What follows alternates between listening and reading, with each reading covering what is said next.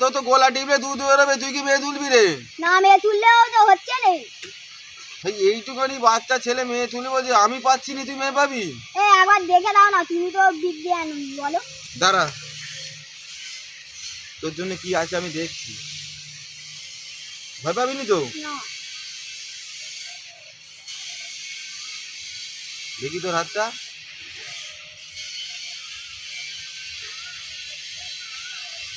ওরে পাগল ছেলে, ভালো করে মন দিয়ে লেখাপড়া শিখ।